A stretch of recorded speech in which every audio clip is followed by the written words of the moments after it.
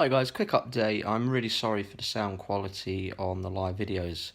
Before, my internet was working really well, and it always seemed to be just the internet would die down. But this time round, it now seems that my internet's working perfect and my sound has died down.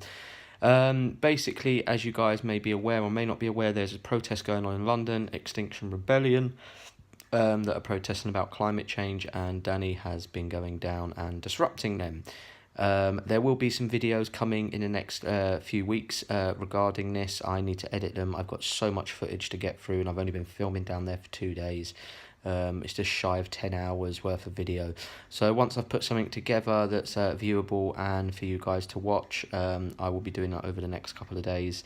So yeah, hopefully you guys will have some better video quality. I know the video and the sound is a lot better because I was filming on my phone when I was doing the live street interviews. But yeah, I was then filming with my camera, so we should have some better quality sound and audio. So just let me take this time to say thank you to all of you who have liked, commented, subscribed so far. And once again, I am really sorry for the poor quality and uploads of the sound. But you will be able to see what was being said in those videos very soon. Cheers, thanks, and goodbye.